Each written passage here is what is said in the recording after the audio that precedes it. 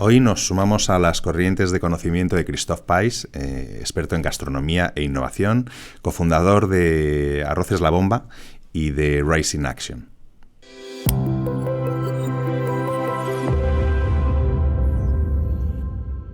¿Qué tal, Christophe? Pues muy bien, muchas gracias por invitarme y compartir un rato contigo. Bienvenido a Knowledge Waves.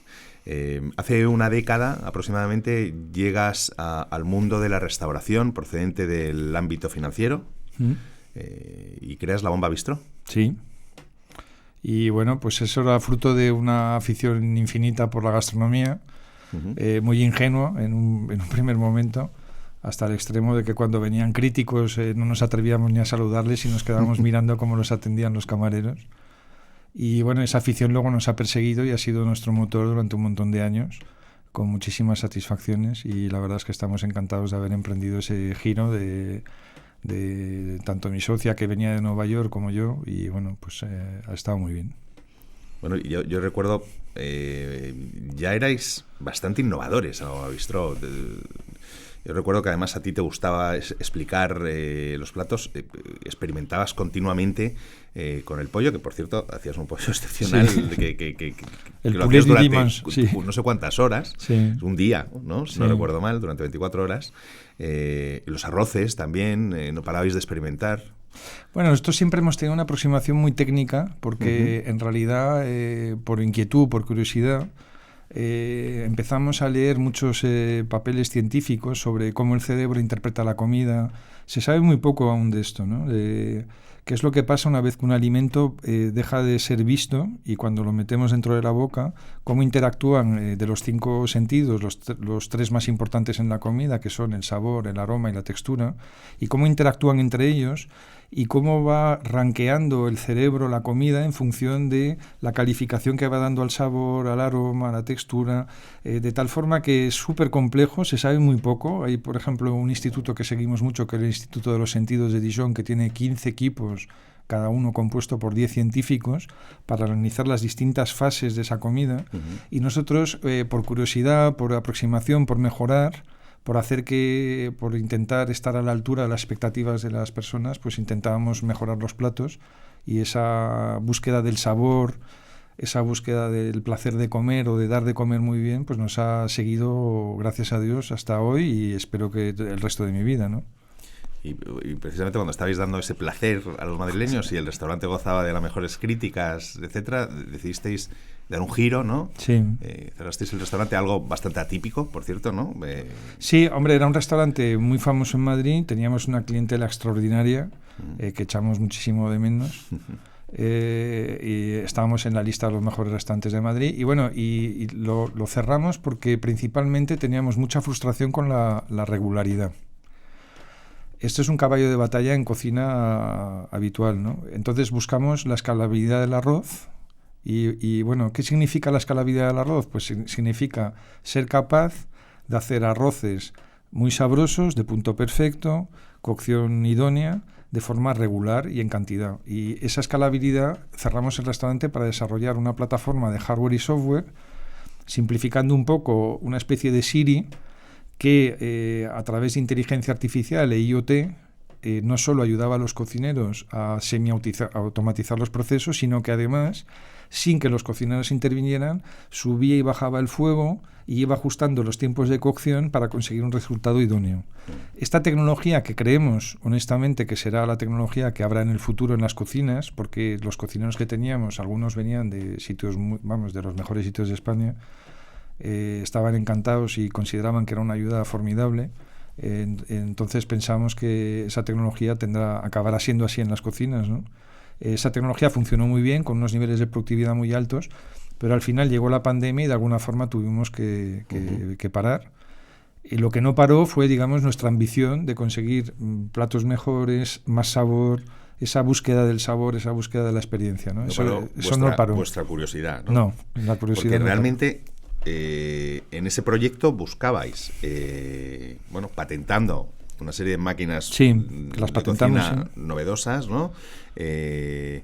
Acelerar el proceso de cocción del arroz, llegando por supuesto a un punto perfecto, haciendo unos arroces de alta calidad, en el que además habíais sistematizado todo el proceso, ¿no? Sí. La salsa, el arroz, Sí. etcétera, etcétera. Pero, y el propósito era hacer un delivery, ¿no? Si no recuerdo mal. Sí. Incluso habéis construido... Arrancamos un delivery, sí. Arrancasteis un delivery, habéis construido unas máquinas especiales para el transporte en Sí. motocicleta, ¿no? Por Madrid. El caso es que llega la pandemia, ¿no? Claro, la pandemia nos pilla en un momento muy raro, porque yo... Y sale... Bueno, la pandemia, otro... en nuestro caso, lo que sucedió es que 2 días antes del confinamiento, yo tuve un desprendimiento de retina, que es una operación bastante grave, y luego tuve 4 intervenciones en el ojo, que de alguna forma, pues bueno, pues me limitaron mucho y fueron muy incapacitantes, ¿no?, para mí. Y luego posteriormente reemprendimos una serie de estudios que habíamos hecho en la época de los restaurantes, que no nos dejaban mucho tiempo para poder investigar cosas tanto como queríamos, y entonces acabamos pues haciendo un descubrimiento que creemos que va a ser revolucionario, ¿no? Relacionado también con la tecnología del arroz, ¿no? Uh-huh. Fundamentalmente el descubrimiento consiste en conseguir incorporar dentro del arroz sabores y aromas de una forma muy precisa. Y con micronutrientes, Sí, podemos todo tipo de... Para nosotros el arroz pasa a ser como una especie de esponja, uh-huh, en la que, o una pizarra en blanco, en la que podemos incorporar, pues por supuesto, caldos, grasas, micronutrientes, vitaminas, minerales, principios que sean de inmunidad. Bueno, digamos que pasa a ser una esponja. Un super arroz. Totalmente, vamos, un arroz campeón. Y de ahí das un salto, creáis Rice in Action, ¿no? Sí. Y bueno, se produce un salto en innovación, ¿no? Básicamente, sí, un salto en la innovación apoyado en una investigación que habéis desarrollado. Sí, bueno, porque que rompe los esquemas un poco del mercado. Sí, porque realmente el challenge que tenemos ahora mismo es, por supuesto, todos necesitamos una comida que sea más sostenible, uh-huh, que sea más sana, pero también necesitamos que la comida sea sabrosa y que sea deliciosa. Entonces, todo ese nexo que llevamos arrastrando desde hace casi 10 años, gracias a esta tecnología y a la versatilidad que tiene esa tecnología, empieza a cobrar sentido. Nosotros consideramos que los consumidores no les va a ser suficiente cuidar el planeta, que por supuesto tenemos que tener una preocupación mucho mayor, uh-huh, por este tema, o comer de forma más sana. También tenemos que comer, tenemos que no renunciar al placer de comer, no renunciar a que se te haga la boca agua pensando voy a comer esto, voy a comer aquello. Y además el estilo de vida que tenemos en el siglo XXI, la mayoría, por desgracia, es un estilo de vida mucho más tensionado que antes, ¿no? Entonces, yo realmente, después de haber leído durante muchísimos años cocina, hasta no llegar a la convocatoria que ha hecho la NASA el año pasado para la misión a Marte, pensaba que todos mis esfuerzos por mejorar la parte gastronómica, que los comensales del restaurante aprovechaban, lo digo en plan simpático, ¿no?, pero eran un poco futiles fuera de ese campo, ¿no?, porque eran un poco banales, dedicar tanto esfuerzo a mejorar el sabor. Y me sorprendió mucho que en la convocatoria del viaje a Marte, que es una misión muy compleja que está prevista en 2032, una misión de 3 años y medio, el foco estuviera puesto en las dificultades que tiene la parte alimentaria de esa misión, ¿no? Concretamente, lo que hace énfasis en la convocatoria es a que el ser humano no está preparado para no tener una recompensa gustativa, hedonista, suficiente. Y que cuando la comida es mala, todas las pruebas y ensayos que se han hecho, principalmente en el ámbito militar, demuestran que al cabo de 10 días alimentándose con barras energéticas sanas y nutricionalmente correctas, se pierde interés por la comida, se baja la ingesta de calorías a partir del 8º día un 20%, un 25%, se entra en un estado de apatía, es decir, se dan una serie de cosas que son muy perjudiciales y que actualmente en esta transición hacia una alimentación más sostenible que estamos viviendo todos y que somos actores de esa transición, pues no queda suficientemente reflejada. Entonces, esta especialización que nosotros hemos tenido durante 10 años, pues cobra todo el sentido, porque realmente el arroz, de forma natural, es un producto muy neutral en sabor. al haber desarrollado una tecnología que permite incorporar de forma muy precisa lo que consideramos, pues podemos hacer productos de un nivel de suculencia extraordinarios y eso permite afrontar muchos de los retos actuales que tenemos en la transición a la alimentación más sostenible, ¿no? Uh-huh. Concretamente, lo que hemos desarrollado es una tecnología que nos permite incorporar de forma muy precisa, pero con porcentaje, caldos, aceites y micronutrientes. Es decir, nosotros podemos decir, voy a hacer un arroz que tenga un 180% de hidratación, un 14% de grasa, que se termine en 2 minutos o en 4 minutos, y después de 4 minutos, o en los minutos que sea, y que después tenga 2 puntos de almidón en el interior.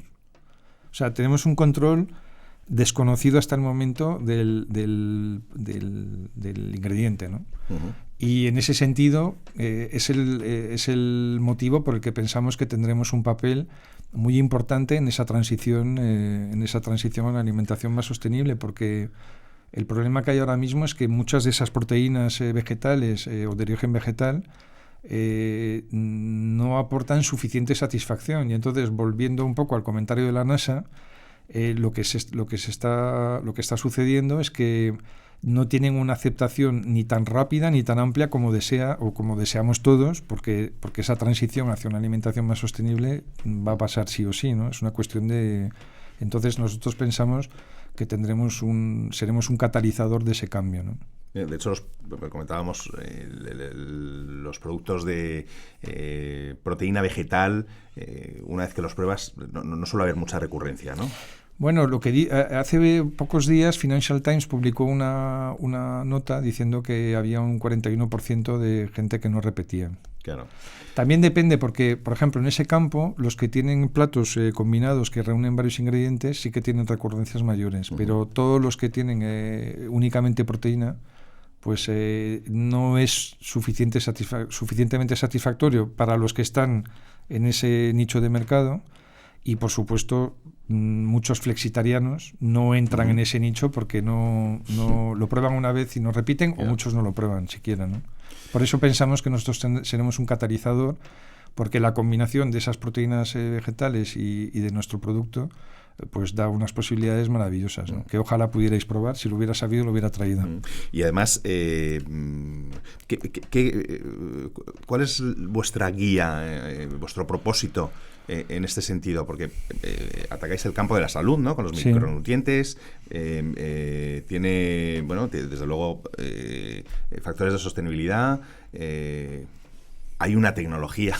Bueno, nosotros apasionadamente creemos que la alimentación tiene que ser sostenible, tiene que ser sana, uh-huh. Tiene que tener un aspecto nutricional importante y tiene que tener un aspecto de placer, ¿no? Y que tiene que estar adaptada a los consumidores del siglo XXI, ¿no?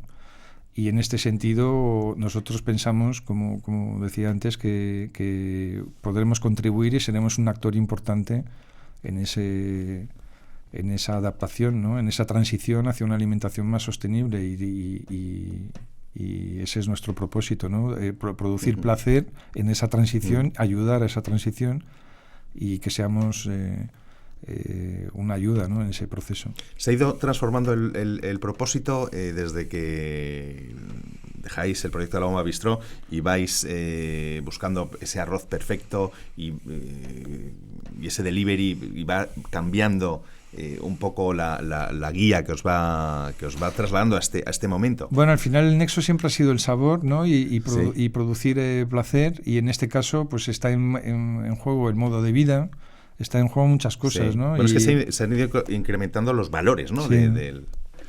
Así es. La verdad es que estamos muy contentos y los contactos comerciales que tenemos. Ahora estamos haciendo una ronda de capital a través de Startup Explore, uh-huh. Y los contactos comerciales que estamos teniendo con muchos inversores y con muchas personas especializadas del sector, que son un refrendo muy importante, pues acreditan que estamos ante una cosa, un descubrimiento que puede tener un impacto grande, ¿no? Uh-huh. Y la verdad es que es muy emocionante haber encontrado esta tecnología, ¿no? ¿Qué mentalidad hay que tener o cómo hay que entender la innovación para avanzar en todo este proceso, porque me parece muy curioso cómo vais pues investigando distintos campos, todo alrededor del arroz. Bueno, en la cocina pasa mucha... Bueno, en la cocina del arroz en concreto, pero en general en la cocina las ganancias... la diferencia entre un plato maravilloso y un plato corriente muchas veces son pequeñas microganancias, como decía al principio, sobre textura, sabor, aroma, etcétera. Sí. Entonces, esa mentalidad de búsqueda continua, de casi es un método Lean, de interacción, sí, mejora, pues esa mentalidad aplicada a la cocina te lleva a sitios insospechados y a descubrimientos que pueden ser maravillosos, ¿no? Al final, por ejemplo, hay muchos casos en la historia así, ¿no? Cuando los hermanos Wright hicieron el avión, había gente mucho más preparada, con muchos más medios y mucho más hipotéticamente potencialmente descubridores de la aviónica, ¿no? Pero fueron ellos por interés, por curiosidad, por perseverancia, y esas cualidades creo que las tenemos, desde luego, ¿no? Los que nos conocen eso dicen, por lo menos. ¿Y cómo ves este proyecto de Rice in Action, por ejemplo, en una década? Bueno, nosotros a 10 años o incluso a menos, a 5 años vista, pensamos que tendremos, en la parte racional de cuenta de resultados, de empresa, digamos, creemos que tendremos una presencia internacional, porque seremos catalizadores de ese cambio, de esa transformación a través del sabor y a través de la suculencia y a través del placer, de transmitir placer, y tendremos un papel, creo que relevante, ¿no? Pero por otra parte, desde el lado más emocional, esta tecnología tiene una aplicación enorme en el campo de ayuda humanitaria, porque es allí donde hay más alimentos fortificados. La palabra fortificación aplicada a esto es, digamos, reforzados a través de los micronutrientes, ¿no? Que los micronutrientes son las vitaminas y los minerales, y también porque nuestra tecnología requiere muy poca agua y muy poca energía. O sea, hay una variante de nuestro producto que se puede terminar con 5 centilitros de agua y con una pastilla de calentamiento militar. O sea, entonces, realmente ese super arroz es que podría... Entonces queremos ser un actor, cuando nuestro tamaño lo permita, en todo lo que es ayuda humanitaria, campos de refugiados. Hay 7 millones de refugiados en campos, ¿no? O en alimentación para determinados segmentos poblacionales. Por ejemplo, las mujeres embarazadas necesitan un tipo de alimentación concreta, los niños necesitan otro tipo de alimentación, y nosotros pensamos que esta tecnología nos va a ayudar a poder aportar nuestro granito de arena en ese campo, ¿no? Y es un tema muy satisfactorio, más que la cuenta de resultados, casi, si me apuras, esa fase, esa área humanitaria, ¿no? Porque realmente es que la alimentación se está transformando, se va a transformar de una manera radical en los próximos años, ¿verdad? Bueno, está transformándose ya. Sí. Quizás en España, que estamos más acostumbrados a una dieta mediterránea, somos un poco más holgazanes en ese cambio, ¿no? Pero, por ejemplo, Inglaterra, que va muy avanzada en esa tendencia. Por ejemplo, hay muchísimos alimentos fortificados, pero en España también, hay cafés, por ejemplo, que tienen ya aportes de magnesio, y lo ponen bien grande para que se vea como valor adicional. O sea, el hecho de que la alimentación sea funcional y que incluso la tendencia más moderna, que ya es un mainstream, es que aporte beneficios inmunitarios, preventivos, eso está sucediendo. Quiero decir, en muchos países del mundo, en los países más avanzados, en las corrientes alimentarias, están totalmente en ese...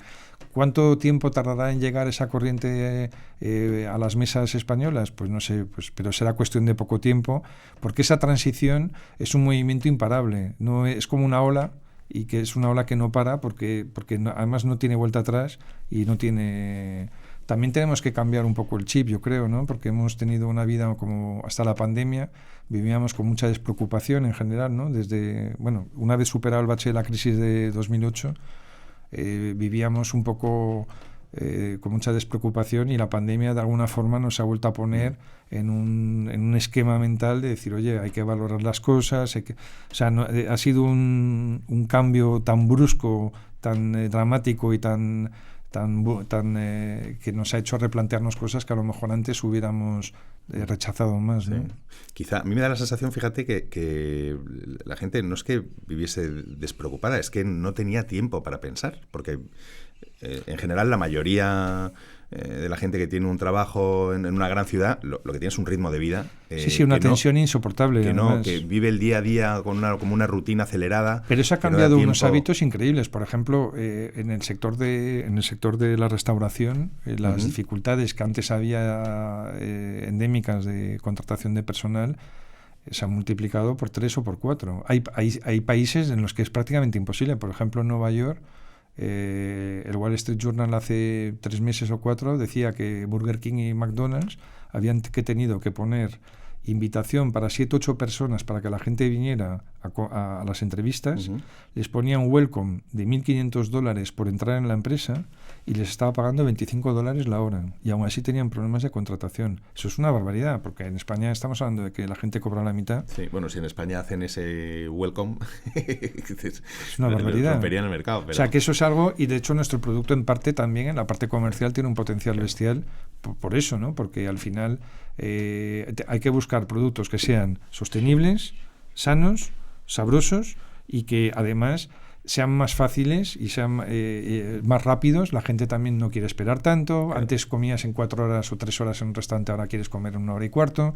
El día que tienes tiempo, el día que no tienes tiempo, si puedes comer en 30 minutos. O sea, la pandemia ha cambiado muchísimas cosas, ¿no? Y creemos que la tecnología tiene un campo de aplicación muy vasto, ¿no? Que en el mercado del arroz, que date cuenta que el arroz es el cereal natural más consumido en el planeta. Países que tenían ya consumos de arroz desaforados, como por ejemplo todo el continente asiático, están creciendo a tasas de consumo desaforadas. O sea, es un producto que tiene un campo de aplicación muy grande, ¿no? Entonces, bueno, con un poco de suerte, si lo hacemos todo bien, pues tenemos una empresa con alto potencial, ¿no? Y hablamos, retomando el tema de la pandemia y esa reflexión, mucha gente, claro, cuando ya tuvo tiempo de pararse a pensar, pues bueno, se ha replanteado, ¿no? Su estilo de vida, claro. Su trabajo, su profesión, etcétera. A ti, comentabas antes que arrancó la pandemia con un desprendimiento de retina, sí. Pero luego durante la pandemia habéis hecho este descubrimiento excepcional. Sí. ¿Qué pasó por tu cabeza? ¿Qué ocurrió durante ese periodo? Bueno, realmente yo los primeros días estaba inmovilizado, porque sabes que en las operaciones de desprendimiento te ponen un gas en el ojo, entonces no te puedes ni mover siquiera. Y la verdad es que fue una época muy triste que recuerdo, bueno, como todos, ¿no? Y muy... a mí lo único que hizo, bueno, aparte de los sentimientos de tristeza general, de los fallecimientos, la gente que moría sola en las UCIs, que bueno, que son cosas que son terribles, ¿no? Lo único que ahondó en mi caso fue la determinación por intentar hacer algo positivo por los demás. Y luego, meses después de resolver todos mis problemas de ojo, etcétera, al ir progresando en esta tecnología, Cristina y yo dijimos, oye, aquí sí que hay un campo bestia. De hecho, estamos trabajando ya con nutricionistas especializados en campos de alimentación. Es muy prematuro porque realmente necesitas unos volúmenes, una capacidad de volumen de producción desaforada. Date cuenta que al día se reparten 7 millones de raciones de comida. Normalmente los campos de refugiados, por ejemplo, solo tienen una ingesta diaria. Nosotros vivimos, somos todos unos privilegiados y vivimos fuera de esa realidad, por supuesto, ¿no? Entonces, volviendo a la NASA, ¿qué mayor satisfacción puede haber que alguien no solo esté bien alimentado de un campo o de una ayuda humanitaria, una catástrofe sanitaria, pueda estar no solo bien alimentado a nivel nutricional, sino que además pueda disfrutar de una comida? Volviendo al inicio, sí. Cuando estamos hablando de la recompensa del ser humano, somos seres humanos y esto es muy importante. Entonces, para nosotros, desde luego, es una tarea que vamos a cometer y vamos a gastar energía y vamos a gastar resultados en ella, ¿no? Y consideramos haber sido unos privilegiados por poder hacerlo. Y bueno, pues el tiempo dirá si lo conseguimos todo, ¿no? Pues seguro que sí, ojalá. Bueno, ojalá, sí. Bueno, Christoph, ha sido un placer charlar contigo. Muchas gracias. Para mí también. Muchísimas gracias.